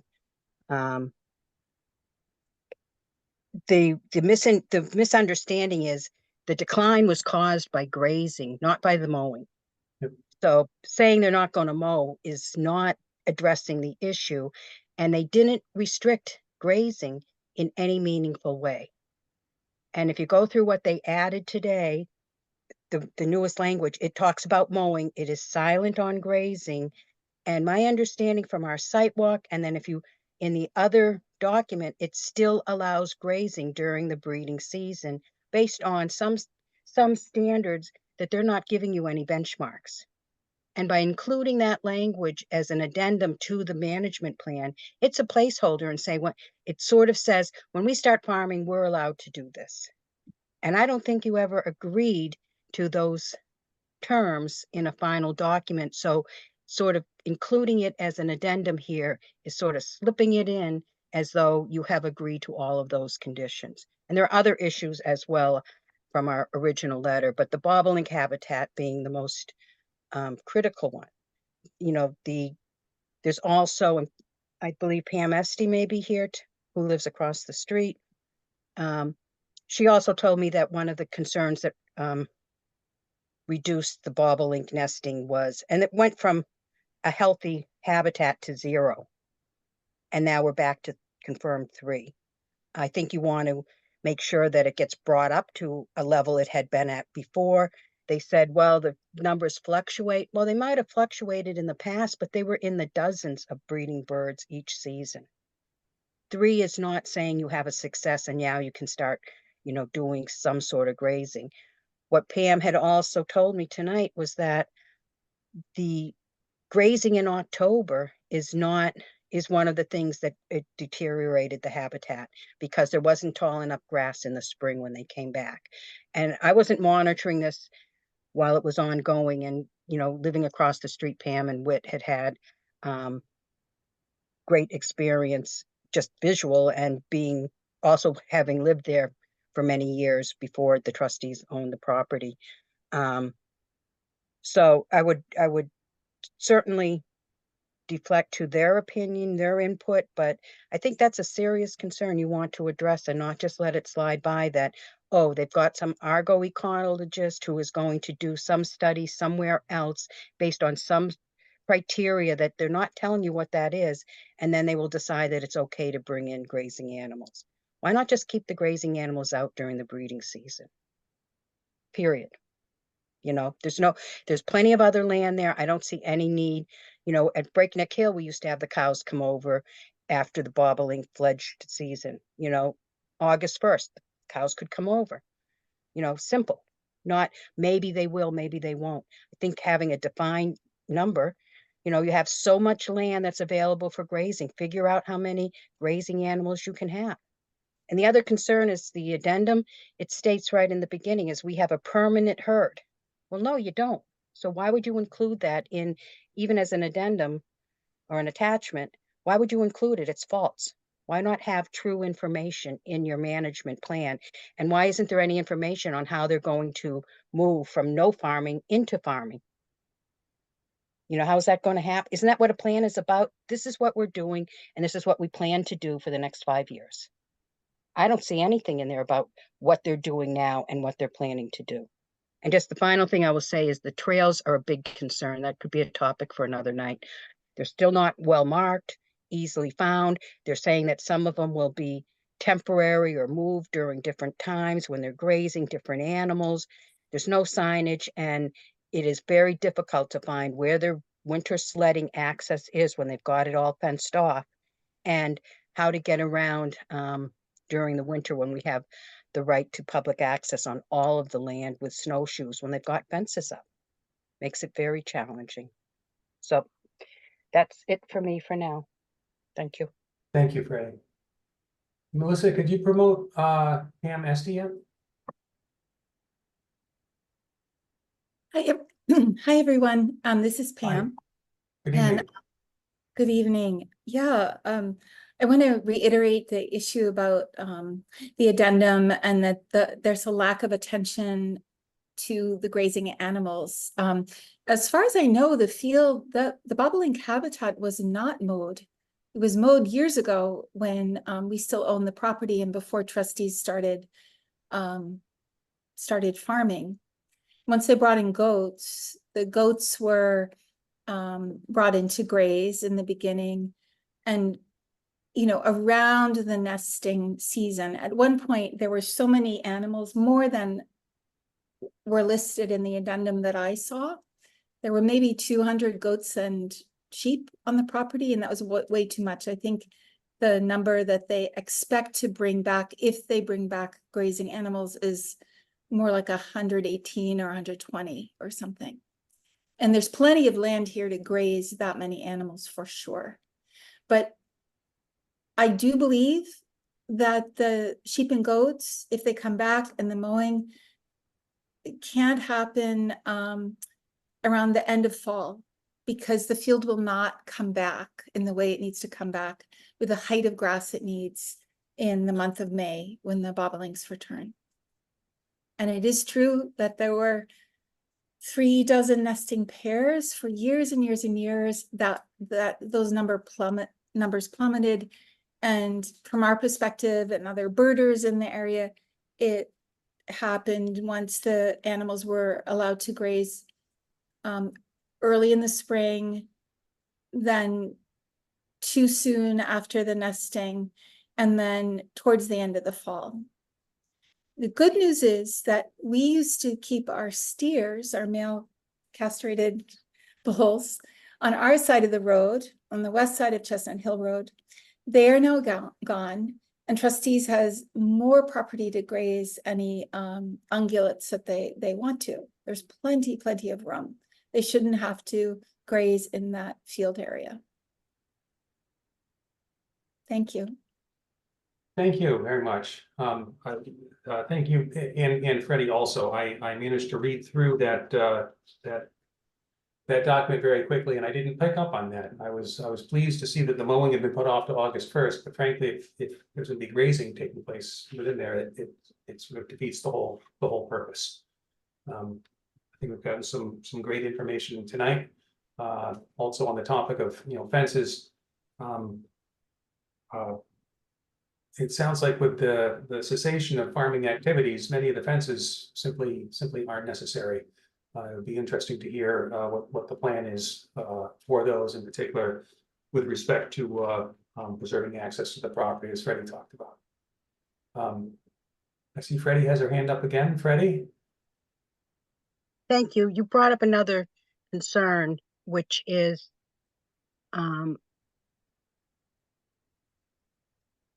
really something for the commission to look into, maybe with town council's input. I've read the CR many times, and the farmstead area is only allowed to be used for activities that support farming. And I think it's a big change from what the CR allows for this. You know, the barn is, I believe when they stopped the farming and they stopped the CSA, they told people, well, you can always rent the barn out for your activities. Well, the barn is in the farmstead area. And you all know that I was surprised when I walked in it that it wasn't with a tractor and, seed and hay bales inside, but rather an activity, which I then subsequently learned it could be used for activities that are related to farming, but they're not doing farming. So how do you have activities going on there? And then you still have the issues of the violation of the CR with those structures, the fence and that bean house. And I'm not even sure if that bean house should have had a building permit based on the size of it. It's a structure. But they were required to notify you, first of all, which they never did. I think I sent pictures was the first time some of you even knew it was there, because I was walking the trails in anticipation of a discussion on the CR. So they put the structures up, and the structures, they're not farming. So, and they're not even related to farming if they were farming.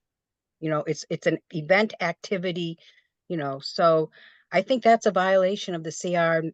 That's me as a layperson reading the CR. Did you find hi?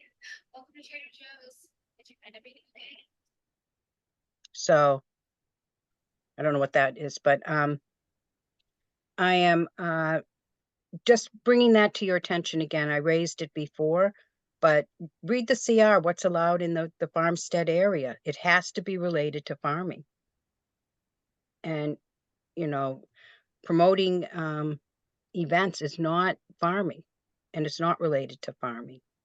So there's that issue. I just think it's a serious issue, and I'll bring it up. There was a long process. The Open Space Preservation Commission was involved to negotiate what went into the CR, and there was lots of debate, and every right that is, the property right that is given up, we paid a price for. That's how you determine the negotiation. The value of the CR is based on the not developing the land is one big price, but it's all of the other little details. They often refer to them as a bundle of sticks that, they give up something, we give up something. It's a negotiation, and all of those things the taxpayers paid for in the $5 million purchase of that conservation restriction. This is not a normal, I shouldn't say normal, but it's not a typical, you have land with a CR on it. This town taxpayers paid $5 million for that.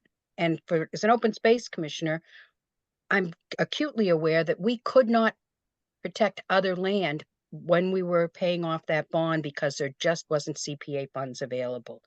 And we missed out on other opportunities. So I feel very vested in making sure that the terms of the CR, unless there's a real good reason, that they are upheld and, diligently by the Conservation Commission. So thank you. Thank you, Freddie. Okay. Well, I don't think we're going to be acting on this tonight for sure. We've got a lot of information to process. The trustees aren't here. Mark's not here. At some point, I think a conversation with town council may be necessary regarding the allowed uses within the farmstead area. It's a confusing area. We got to get it right, and I think we might need some legal advice on that. I think we should probably mull that over for next hearing, whether we are going to get in touch with town council and seek to get, with town administrator and seek to get some help from town council on that. Any thoughts, feelings, concerns?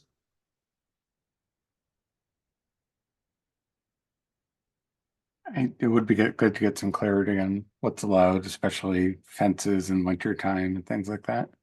You don't want to get in the way of them getting back to farming if it's imminent, but if not, you know, if it's going to be an indefinite proposal, we should start having some of those discussions.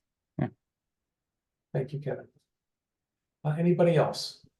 I do think that we hear time and again, one of the biggest concerns in areas of opportunity for better clarification is about grazing and how the grazing impacts potentially nesting birds, and what's an appropriate number of animals, what is the time of year the grazing should take place, and as various people have pointed out, the existing appendix document doesn't really speak to some of the concerns that have been raised with adequate specificity for even if it isn't an active plan right now, it is language that we would be voting on, so probably requires further review. Thank you. Anybody else?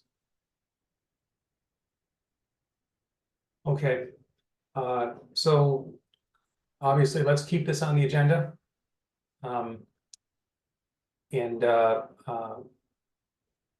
I suspect we're going to have an even more full panel at our next meeting. I suspect Sherry will be back on board, and we'll have Mark here, and ideally trustees as well. Okay, thank you. Thank you, Freddie and Pam, for joining us tonight. It's much appreciated. Yeah, thank you. Next up in continued business is 2 East Main, expired order of conditions in storage of millings. Yeah, so I was hoping to catch Peter before he left, but he snuck out on me. So this is Peter's property on the corner of East Main and is that Newton Street. There's currently a lot of piles of road millings that have been stored there from a town project per his request, is my understanding. The order of conditions that we did have is expired.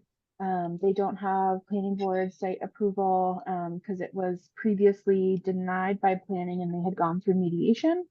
So my understanding is that Peter was planning to put together plans to submit to us and planning board for his new proposal at that site. I would assume it would be similar to what he had before, which was kind of like a mixed use building downtown. But in the meantime, I am, you know, I've talked to Peter about it, that he needs to get some millings removed at the very least.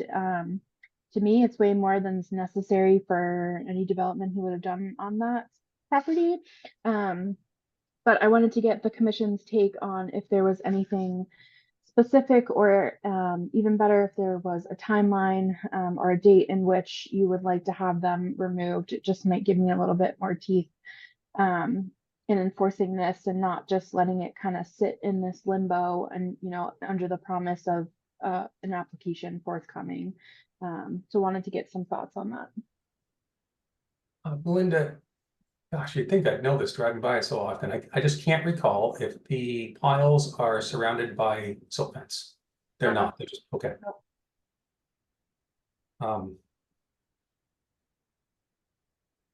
So, thoughts, concerns, ideas? I have said to date that at a minimum, I think he needs to reduce the amount of millings on the property, combine them, consolidate, and put erosion controls around them. So if that is kind of, at least in the meantime, what you guys are comfortable with, since he has no valid order of conditions, I can formalize that in more of kind of a violation letter. With the timeline, you know, it's kind of been, I won't say unofficial, you know, I've spoken with him, I've tried to get some progress, but I think having a kind of date from the commission is useful. So where do folks fall on this, the, you know, removal of the millings entirely versus we don't have an active order of conditions, but it's typically one of our standard conditions is that stockpiles that are going to be left idle have to be surrounded with silt fence to prevent erosion and sedimentation to adjacent resource areas. So I guess the question is removal of the materials or put in the appropriate erosion controls. And then the secondary question is the deadline. For my part, if the materials are consolidated to the extent there is an uphill side of the site, but more distant from the wetlands, and encircled with appropriate erosion controls that are maintained through time. I think I would be comfortable with that, but I'm curious where other folks fall.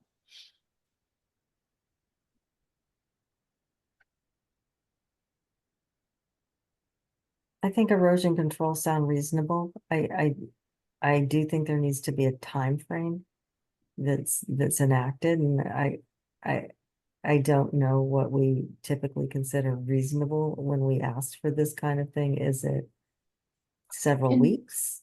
Yeah, in my opinion, I think you could very easily set a deadline by the next meeting, which would be 3 weeks. You know, I think that's plenty of time. My understanding is he has equipment. It's just been on a different site, and he was planning to bring it back. That had just been delayed, but that was a couple weeks ago as well. So I think 3 weeks is plenty of time if that's something that the commission is comfortable with. I think that's very reasonable, especially given that this has been a topic of conversation between you and me for a while now. And so effectively, it's been far more than 3 weeks, really. Are folks generally comfortable?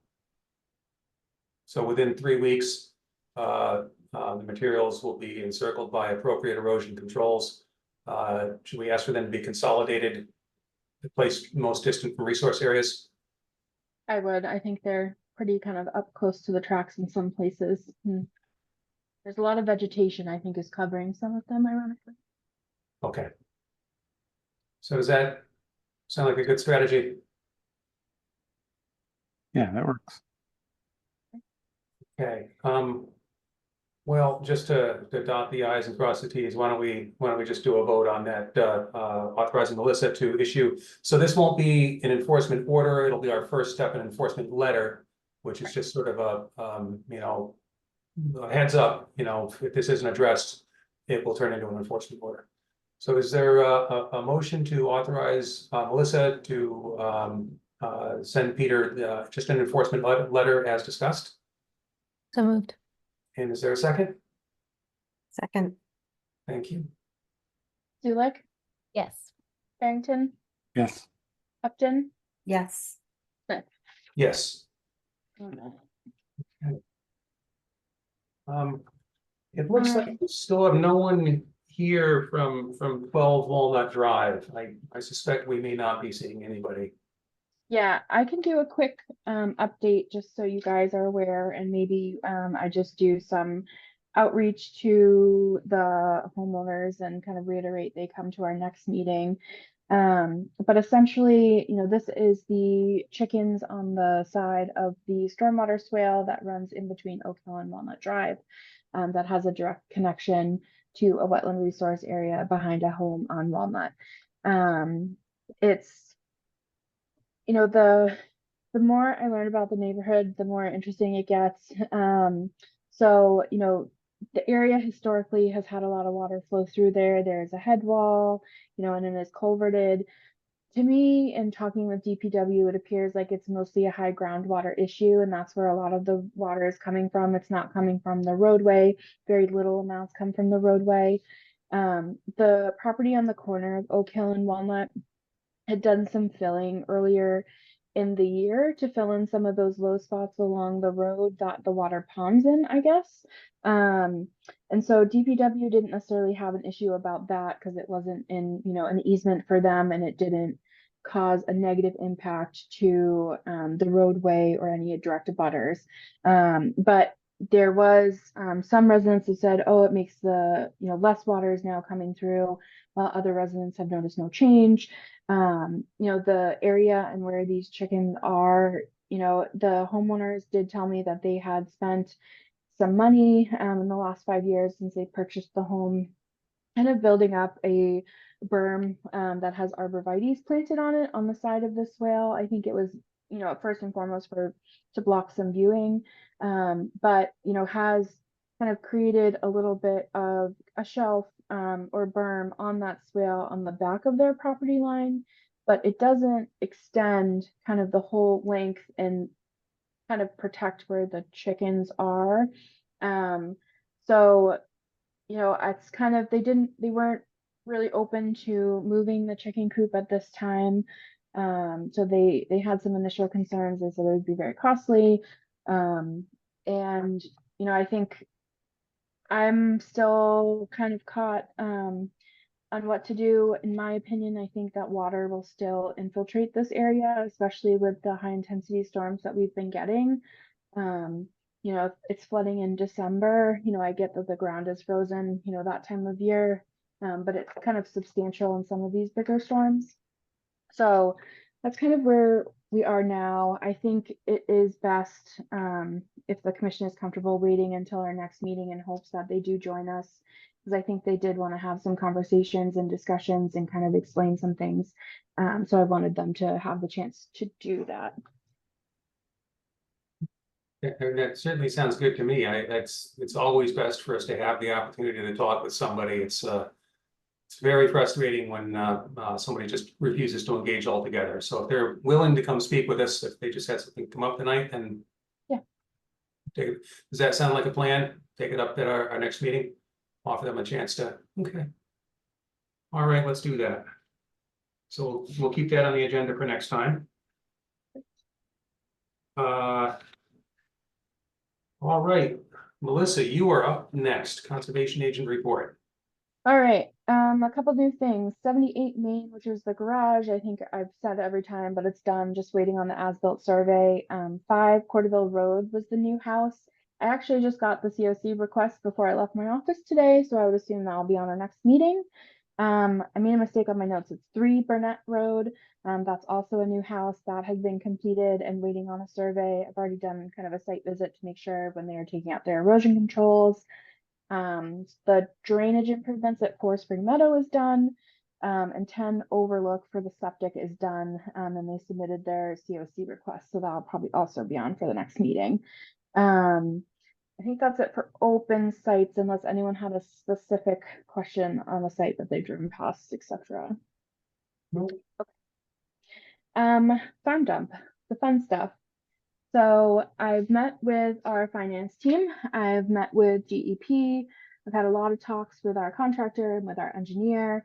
So right now there is a placeholder on for our special town meeting on September 30th for additional funding to be appropriated for this project. Our contractor has stated that it appears to be about 5,000 tons of commingled soil waste, etc. Our engineer is suggesting and highly suggesting and thinks it's more closer to the 10,000 tons, which the cost just kind of hurts a little bit adding that. So if the new money that is needed, if at only 5,000 tons is about additional $500,000 that will be needed. If it is the full 10,000 tons, it's another 2.1 million. So it's essentially doubling the project. And that is solely driven primarily by the disposal cost rate, which is industry standard, unfortunately, $323 a ton. So for 10,000 tons, you can see where that number comes very quickly. You know, we are using that 323 number, that's the New York facility. There is a hopeful possibility that the facility in Maine will be able to accept some, but right now they're at full capacity. That would decrease the price per ton at least to $272. So it's enough that it makes a little bit of a difference for sure. And I think, I forget if in my notes from last week, I think I attached that task fund availability spreadsheet. That can, if not, I'll send it out again, but that breaks it down a little bit more clearly on what we have approved to date, or what we've appropriated to date at town meeting, what we've approved for funding for both our engineer and our contractor, and then what additional would be needed. It also breaks it down into what we've spent thus far and what we have remaining. The plus side is we really haven't spent that much money thus far, you know, only I think under 200,000 or so. So we do still have a lot of wiggle room in terms of being able to complete some work up until town meeting in September. So I've been working with town council. They sent me over today kind of what the change order request would be. So it looks like I need a little bit more formalized memo from our contractor, just outlining that they found these site conditions. You know, we have plenty of evidence because we did the extra test pits after we did the pause to make sure there wasn't any additional area that we could take out from that tonnage that we would be straight dig and haul. And then just, you know, hopefully we do have to improve that access, which we've talked about before. So I talked with Bill Cundiff at DPW because there's a water spigot right smack where we need to turn. So he's going to work on what he can do to temporarily cut and cap that. And stewardship also talked about possibly if there's an availability to extend that water line a little bit further into the pollinator meadow. So kind of mentioned that to him, and hopefully we can work that in somehow. But that's where we are. We're still, I think at this point, we're hoping if we can get this change order processed and we can figure out how to legally proceed with doing this kind of in a phase kind of order, just because of the funding aspect, then we would get restarted in hopefully early August, at least putting that access road in and doing any other necessary tree clearing and erosion control installation that we have to. So thankfully the contractor has been super responsive, super understanding. I'm very thankful we have Strategic. I'm very thankful for TRC, our engineer. Taylor has been, you know, through the ringer with me, sitting in with DEP. DEP was very understanding, and they were kind of like, whatever you need to do to keep momentum going. We don't want to put a pause to your work. So we do need to amend the ACO just for the timeline, because we had a completion date. We had to be done within 180 days of starting the work. So that takes us, I think, to like September 16th or something similar. So they were going to work on getting that amendment. You know, they'll reach out to town council if necessary, and we will go from there. But we are kind of still in a holding period, but we have a path forward, which is much brighter than I thought previously. Because originally with a change order this large, usually anything over 25% of a cost of change requires it to go out to bid again.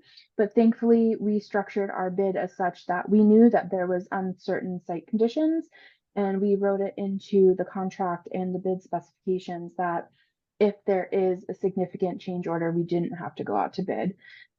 So as long as it's a marketable or market equitable rate, you know, which disposal costs are pretty consistent. So there's not really much way around that. And our engineer has confirmed that those costs appear to be valid in terms of what they've already disposed of, you know, etc. So that's kind of where we are. It's just a lot of dollar signs that I need to finish this project. Melissa, I'm sure it's been discussed by people much smarter than me.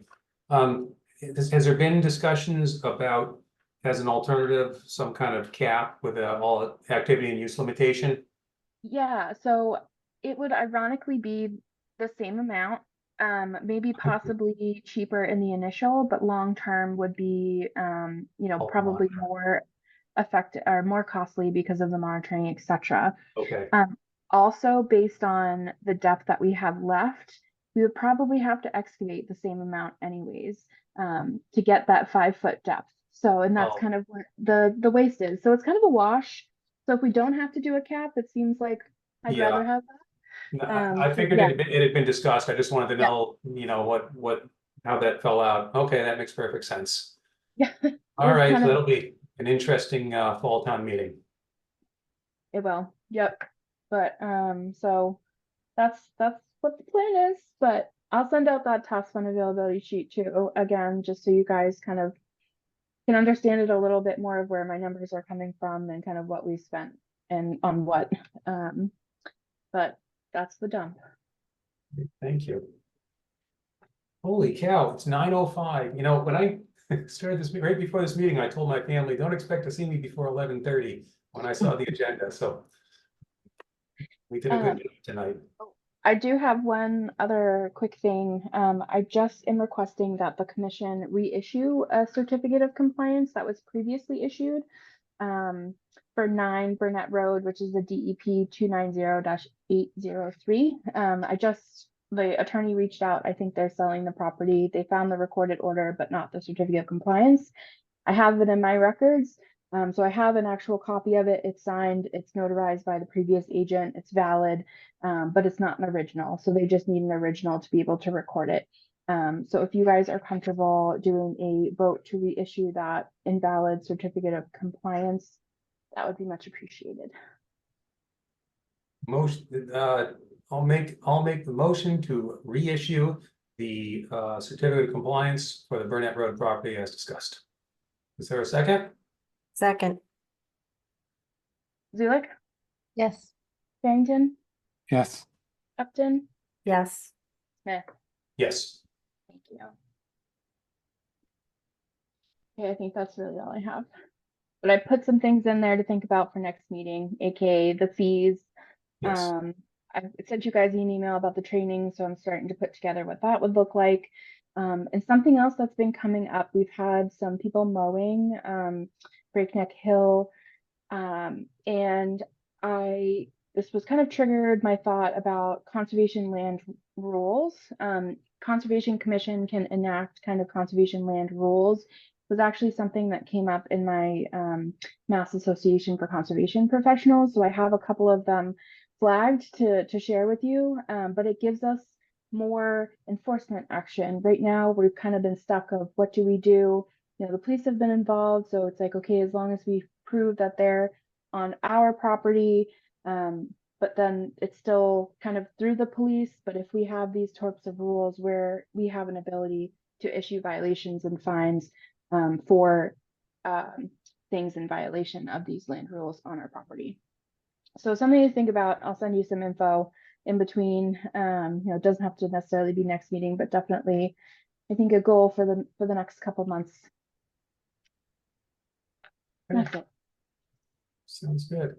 Well, with that, would somebody like to make a motion to adjourn? So moved. And is there a second? Second. Thank you. Zulik, Yes. Barrington, Yes. Upton, Yes. Smith. Yes.